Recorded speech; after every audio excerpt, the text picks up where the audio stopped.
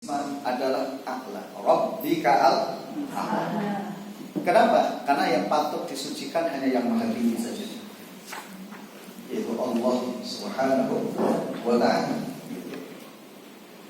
Nah, kemudian terkait dengan Isma Rabbik, nama Tuhan. Ada yang berfatwa begini, kalau orang mengucapkan lafaz Allah, Allah, Allah, Allah, Allah, Allah, itu termasuk zikir atau bukan? Termasuk. Karena Allah adalah nama Tuhan dan perintahnya adalah menyebut nama Tuhan. Nama Rabb, Isma Rabbik, nama Tuhan.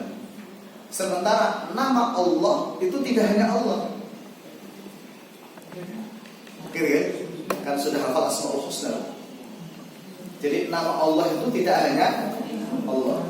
Tetapi para ulama menjelaskan begini, ketika seseorang memanggil Allah dengan sebutan Allah, maka seakan-akan dia telah menyebut Allah dengan seluruh namanya, dengan seluruh sifatnya, tanpa kecuali.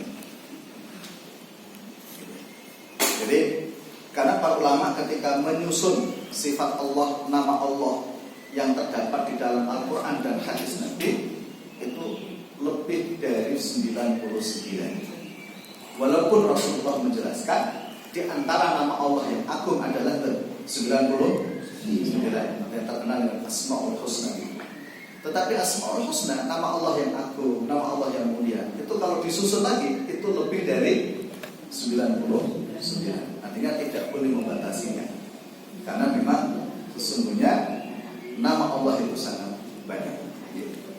Nah, kemudian berikutnya adalah alladzi khalaqa fasawwa. Sampai pada ayat wallazi akhrajal mar'a, gitu ya. Itu menjelaskan tentang sifat-sifat Allah Subhanahu wa taala. Alladzi itu zat khalaqa yang menciptakan, fasawwa dan menyempurnakan. Nah, maka di situ diartikan apa? Al-insan, yang dimaksudkan adalah manusia. Ya, yang manusia yang mana Allah telah menciptakan manusia dan menyeimbangkan anggota tubuhnya. Nah, di situ terjemahnya dengan apa? Menyeimbangkan. Maksudnya menyeimbangkan dulu, postur tubuh manusia ini sudah seimbang dan sesuai. Saya tidak membayangkan kalau mata manusia satu misalnya, itu nggak muncul estetikanya.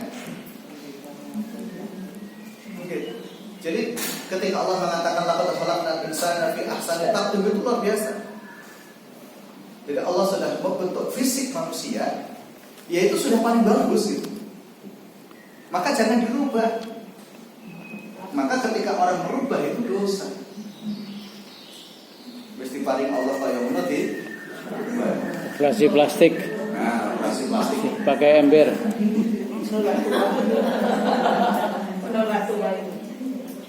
Pakai kertas kresek. Plastik kresek. Itu terus sholatnya juga itu. Umumnya bagaimana? Yes, menungsa tadi tidak bersyukur terhadap pemberian Allah Subhanahu. Jadi ya postur tubuh manusia itu sudah luar biasa. Maka jika dibandingkan dengan postur tubuh makhluk selain manusia, manusia itu paling bagus. Maka Allah juga menjelaskan fi ahsani taqwim. Jadi yang paling bagus manusia. Jadi ada makhluk yang berjalan dengan keempat kakinya, manusia cukup dengan apa? Dua kaki. Makan pun ada perantaranya, dengan tangan dimasak dan seterusnya. Kalau makhluk yang lain enggak. Gitu. Tapi juga unik, di saya itu kan banyak kucing yang datang. Kucing datang, sepertinya tidak terkopeni oleh majikannya. Kucing-kucing bagus, baik kucing bagus itu kan situ banyak anak kos-kosan gitu. Di Bandura itu kadang-kadang malam itu datang. Nah, pernah sengaja itu nopo ditukok ke iwak pindang. Kurang. Bayangnya ra gelem lho. Malah kucing.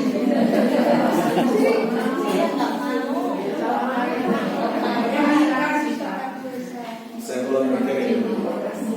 Pindang, kucing merah gelem di tangan menungso itu biasa.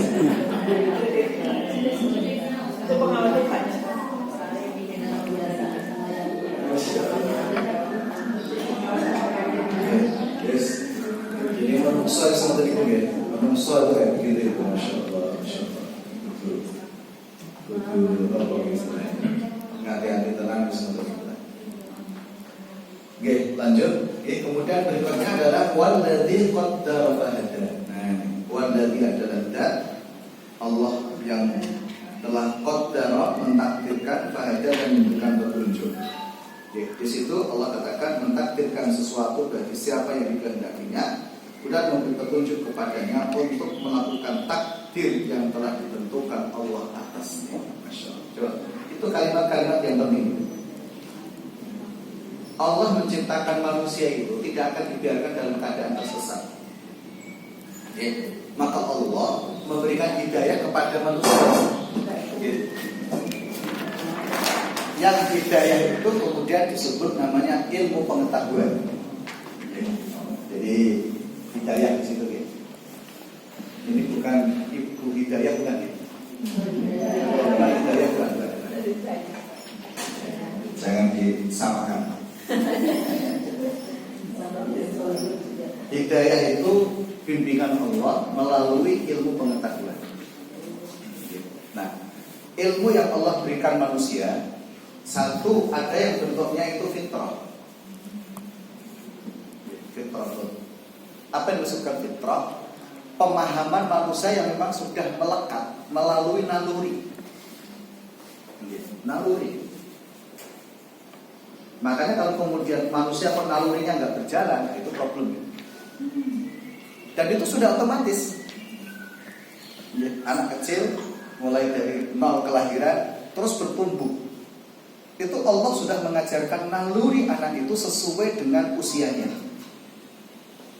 Sampai nanti di masa remaja, di masa dewasa, di masa ketika dia berkeluarga, sampai soyo tua. Ada naluri. Dan itu sudah otomatis. Muslim mukmin podo. Ya, selama dia masih bernama manusia. Itu podo. Ya. Nah, kedua, ada ilmu yang sifatnya itu akliyun muktasabun. Ya. Akal, ya, aklun kasbiyun. Ya. Sifatnya akal yang diupayakan. Ini akal, ilmu pengetahuan melalui akal diupayakan. Kasbiyun itu diupayakan. Maka disitulah orang diperintahkan untuk belajar. Nah, pertumbuhan akal manusia itu sesuai dengan usia biologisnya. Nah, sehingga kalau ada orang pertumbuhan akal tidak sesuai dengan usia biologisnya, itu mesti ada problem. Itu bisa ada problem. Gitu? Makanya misalkan ada anak lahir sudah secara biologis sekian gitu. Tapi akalnya tidak seimbang. Ada problem nggak di sini? Ada problem. Ada problem. Nah, ilmu yang hubungannya dengan akliyun kasbiyun ini, akal, maka disitulah orang diperintahkan untuk belajar apa yang wajib dipelajari dalam kehidupan manusia. Urusan dunia, urusan akhirat, urusan agama. Gitu. Nah, sehingga para ulama tadi membagi, ada yang pertama hubungannya itu dengan diniyun, agama. Nah, disinilah berlaku hukum. Ada hukum halal haram dan seterusnya. Ada yang hubungannya dengan dunyawiyun, dunia.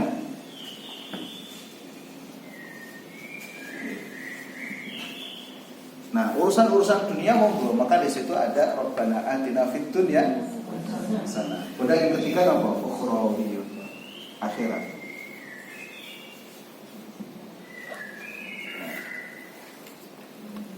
Nah, urusan akhirat itu contohnya apa? Salat. Pikir ngersiyati. Agama itu urusannya halal haram. Syariat halal haram, hak dan batil dan seterusnya. Nah, ini semuanya ini wajib dipelajari. Dan itulah kenapa Allah menurunkan para nabi, mengutus para nabi, dan juga menurunkan Al-Quran Al-Karim.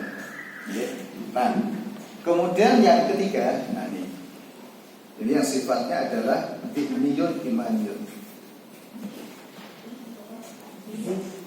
hati yang hubungannya dengan iman.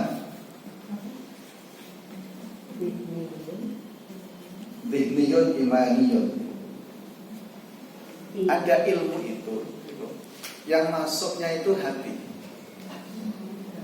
Maka ada ayat lahum qulubun la yafqahuna biha. Ada orang punya hati tapi tidak paham. Nah, itu para ulama menjelaskan ada ilmu yang harus difahami oleh akal. Ada ilmu yang harus difahami oleh hati. Kenapa? Karena di dalam hati itu ada iman. Maka iman, ngapunten, hanya bisa difahami oleh hati, tidak bisa difahami oleh akal. Akal memahami iman hanya pada aspek dalilnya, bukan aspek keyakinannya. Maka ketika bicara tentang iman, itu harus diiringi dengan bicara tentang keyakinan. Misalkan begini, Yusuf, ketika ditanya, gitu, percaya nggak sama Quran? Percaya. Pertanyaan berikutnya, yakin nggak dengan Quran? Itu penting. Misalnya, ngapunten, kita punya problem hidup. Akal adalah berpikir bagaimana menyelesaikannya, ya betul. Tapi apakah menyelesaikan problem itu cukup dengan akal? Tidak. Maka dibutuhkan iman. Dan iman itu letaknya ada di dalam hati. Dan memahami iman itu butuh hati. Ketika logika sudah selesai. Nah, sehingga disitulah ada ketakwaan, tawakal kepada Allah. Ya, jadi wa may yatawakkal 'ala Allahi fa huwa hasbuh. Makanya begini, banyak sekali Yusuf peristiwa-peristiwa hidup yang secara akal itu tidak nalar, tapi hati menerima. Nalar itu udah nggak bisa. Di dalam rumah tangga. Oh, banyak banget itu. Iman itu urusan iman.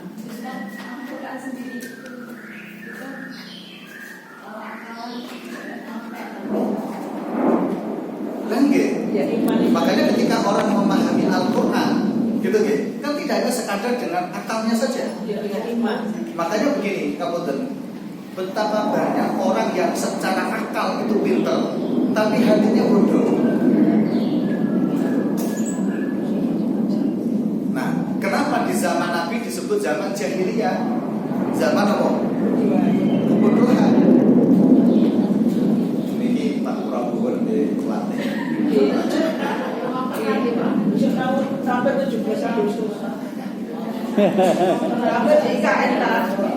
Kira. Lagi pengamanan di IKN itu katanya ada 3 titik. Satu di Jawa, Jakarta, yang dipilih itu Jakarta sama Jogja. Pengamanan IKN melalui Jogja ini nggak tahu kalau Masya Allah. Terus Makassar di 1 titik, dan kemudian di Sumatera 1 titik. Di Kalimantannya malah tidak. Nah, Kalimantan pengamatannya jalur darat, bukan jalur darat, sama jalur laut. Ya, pun urusan itu, urusan ini ngaji. Kalau ibu kota pindah ke IKN malah alhamdulillah. Ya, betul, malah penduduk Jawa saya kurang. Karena nanti pindah ke sana, gitu, gitu. Alhamdulillah. Orang madep-madep di tanah Jawa. Tanah Jawa mungkin pun kebangun. Banyak bangunan. Oh, betul apa-apa, tapi pertanyaannya akan bagus. Karena di antara pertanian di Nusantara yang paling bagus itu di tanah Jawa. Dan itu kenapa kerajaan-kerajaan besar mayoritas di tanah Jawa. Majapahit, Singosari. Oke, kembali ke sini ngaji mau.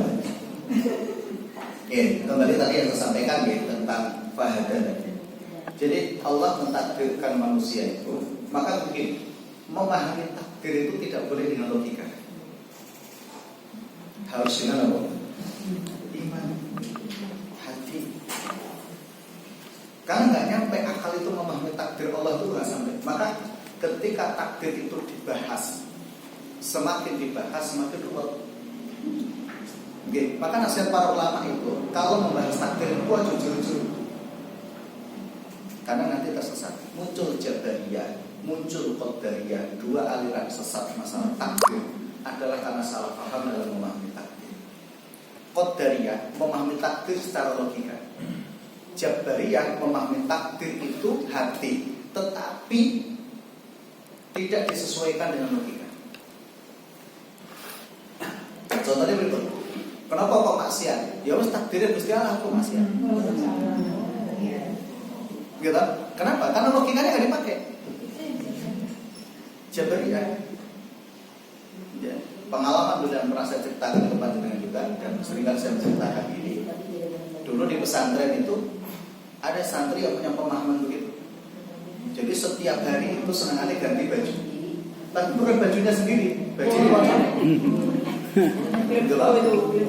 Nanti kalau sudah selesai dikembalikan lagi, ngambil baju koncone mana? Sing resik. Nah, ketika ditanya begini, "Loh Kang, kok bajuku dipakai?" Takdir Allah aku memakai baju. Oh, ngono toh. Nah, terus salah satu di antaranya itu nopo enggak pergi ke belakang ngambil kayu budik itu. Lagi yang di belakang dipukul. Loh, kok mukul aku? Takdir Allah aku mukul.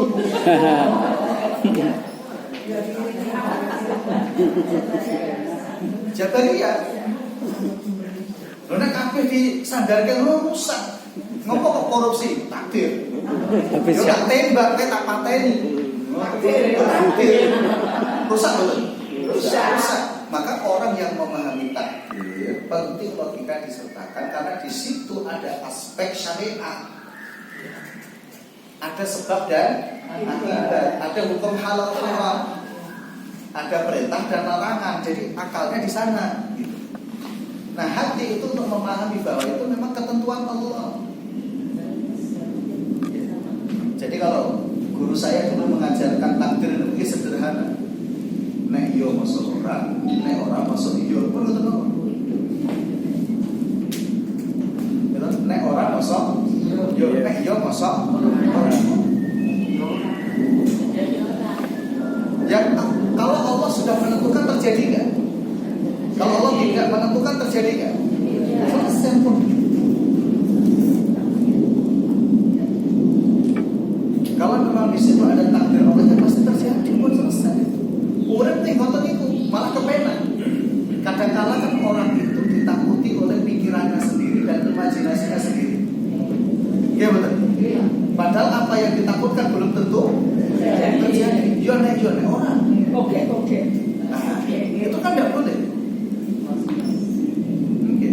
Makanya kan ada hadis Nabi bagaimana memahami takdir dengan iman. Ya memang harus dengan iman, dengan hati. Itu karena begini dalam hadis Nabi SAW menjelaskan, jika memang Allah sudah menghendakinya, orang kemanapun tidak akan pernah bisa menghindarinya. Kalau memang itu sudah ditentukan oleh Allah pun gitu.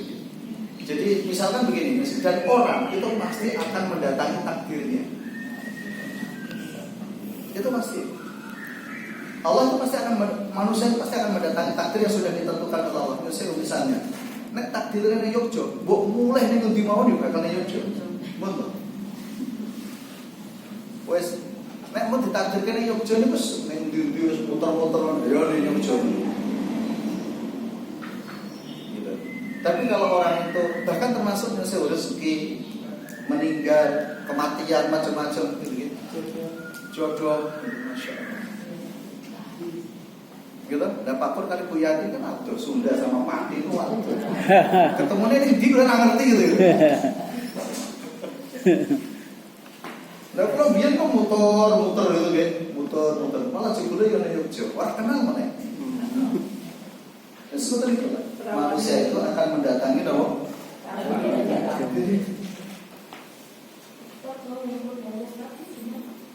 Takdir orang Qadariyah itu memahami takdir dengan logika. Jadi maksudnya berbeda. Mereka meyakini begini, tidak ada kontribusi Allah dalam kehidupannya. Yes. Memang itu keyakinan orang Qadariyah. Jadi kenapa kok wong larat? Ya mergo ora kerja. Ya. Nah, orang yang lebih mengandalkan kepada logika-logika ini dulu namanya Mu'tazilah juga.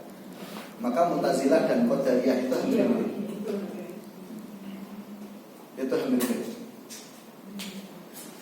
Nah, sehingga kalau Ahlus Sunnah wal Jamaah itu ya tawassul, pertengahan.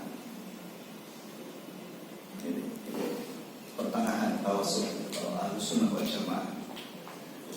Nah, sehingga dalam memahami takdir antara Qadariyah dan Jabariyah, ya penting, aspek logika itu penting, tapi tidak boleh melupakan iman. Karena takdir itu harus diimani, maka memahami takdir itu harus dengan iman. Tidak boleh dengan logika yang berlebihan. Tetapi logika ini untuk memahami saja. Karena di situ berlaku sebab dan akibat, karena hubungannya dengan syariat. Ya logikanya begini, misalkan jenengan yang beranggalan, ya kan? Beranggalan yang ramai kendaraan. Logikanya hati-hati betul. Logikanya ya. Butuh hati-hati. Ya toleh kanan, toleh kiri, itu logika.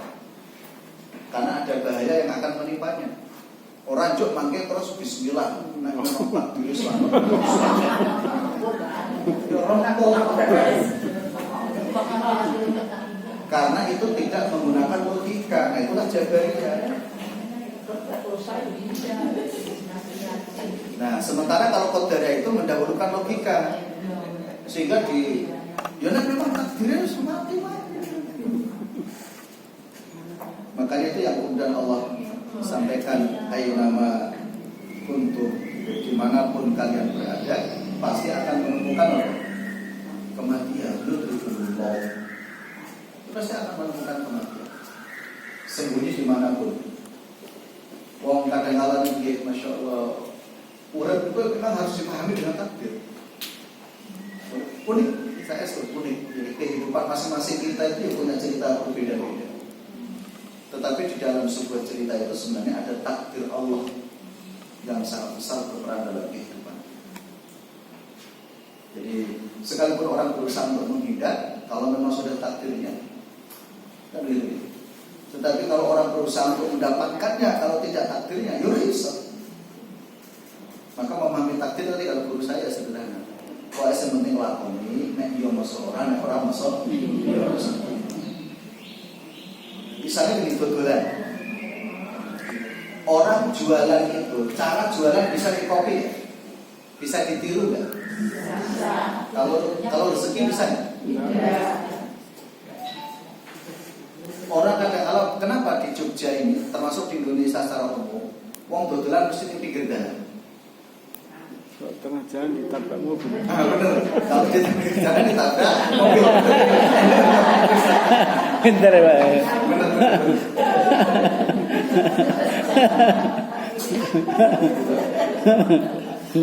Nah, misalnya ini kan banyak kafe-kafe di tengah sawah itu gitu. Iya.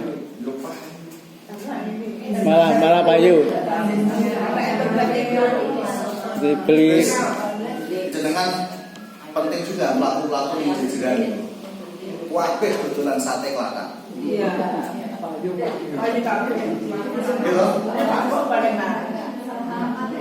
Ngoten yo beda-beda kok ana sing suwopi. Ana sing suwopi banget. Ana sing rame, ana sing wangi. Antri. Tapi dodolan dia seperti itu. Ya Pak. Cara dodolan, cara jualan misalnya itu bisa ditiru. Nek sing tidak bisa ditiru no.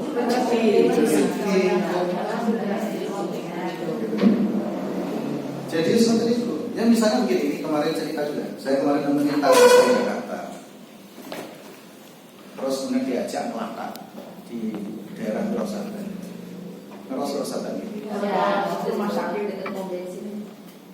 Nah itu dulu kan ada sate, sate dekat rumah sakit gitu. Nah itu kan milik 2 orang, gitu.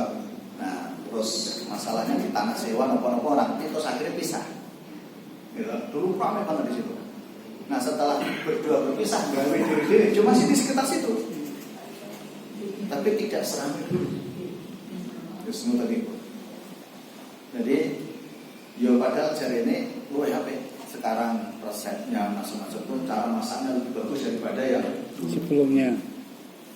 Tapi begitulah kehidupan. Tadi itu pada jadi bersama ya Ustaz.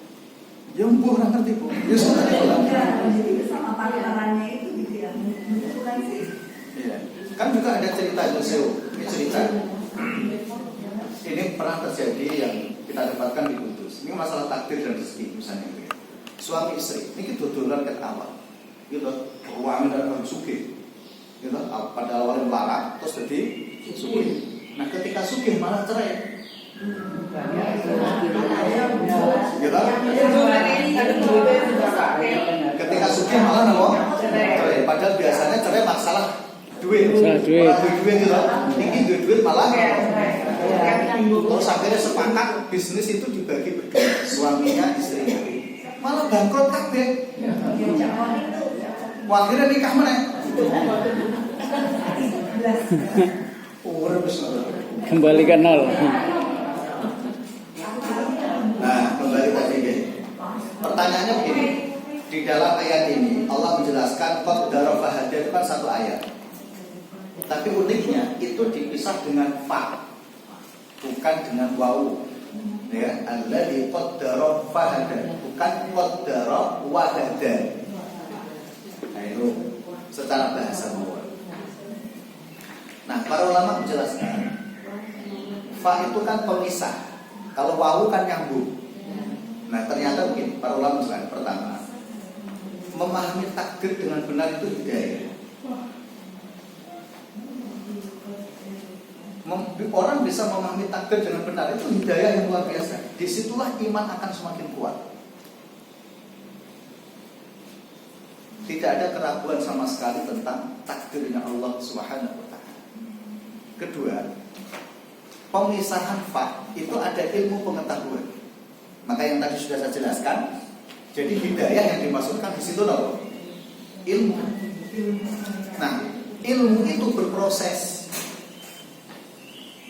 Orang memahami sesuatu itu berproses. Orang menceritani wong lahir tiba-tiba pinter kan orang menceritani. Jadi ilmu pengetahuan itu berproses, baik sifatnya fitrah naluri tadi, atau kemudian akliyun kasbiyun akal yang diupayakan, gitu, atau kemudian dihliyun imaniyun hati yang didasari dengan apa? Iman. Semuanya itu proses. Nah, disitulah kemudian pangapunten pentingnya seseorang itu yang selalu saya sampaikan dulu, mentarbiah diri dengan ilmu. Orang harus membina dirinya dengan ilmu. Tapi ilmu yang dimaksudkan di sini ilmu yang bisa mendatangkan petunjuk, bukan ilmu yang menyesatkan. Karena betapa banyak orang yang tersesat. Nah, kenapa orang itu tersesat? Ketika menggunakan ilmu tanpa iman. Padahal ilmu yang benar adalah ilmu yang ada di dalam hati dan itu iman. Nah, itu yang Allah sampaikan di dalam surah Al-Ankabut itu, bahwa ayatun fi suduril ladzina utul ilma wa may yahadu bi ayatina illa dhalimun. Jadi ini berarti iman itu sakjroning hati. Seharusnya ilmu itu ada di dalam hati. Maka tadi lahum qulubun la yafqahuna biha. Mereka punya hati tapi tidak paham. Nah, kenapa? Kalau ilmu itu hanya dipakai logika saja, mungkin dia akan memiliki gelar-gelar yang prestis secara akal, profesor, doktor, misalnya. Tapi kalau tidak ada hati imannya, kalau iman tidak ada di dalam hatinya atau hati tidak ada imannya, selesai. Nggak ada gunanya. Nah, yang ketiga begini. Hidayah itu sifatnya berkesinambungan seiring dengan perjalanan takdir.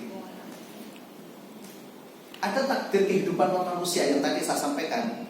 Maka kadang-kala naluri tadi itu kan sesuai dengan usia biologis. Gitu. Sesuai dengan biologis. Manusia itu tidak akan keluar dari fitrahnya itu, dan fitrah biologisnya nggak akan keluar sebenarnya. Tetapi ketika itu tidak diasah, itu juga jadi problem. Misal gini, seorang laki-laki mesti harus ada naluri kebapaan dalam dirinya. Gimana? Kok tiba-tiba naluri kebapaan nggak ada? Itu problem. Sama dengan seorang perempuan, naluri keibuan harus ada. Lah kok seorang perempuan tidak ada naluri keibuan, mesti problem pun tidak pesan. Kenapa kok begitu? Ketika hati tidak digunakan. Karena naluri itu hubungannya dengan hati. Seorang ayah tidak hanya sekadar status dia sebagai ayah. Seorang ibu tidak hanya status dia sebagai apa? Ibu. Di situ ada pesan yang itu sifatnya qalbiyun tadi hati, dan itu ada iman di dalamnya. Maka ketika seorang ayah, ketika seorang ibu nalurinya digunakan dengan benar, diiringi dengan ilmu yang menghasilkan iman, subhanallah, maka disitulah kemuliaan di dalam berkeluarga. Bersama Allah sesuatu.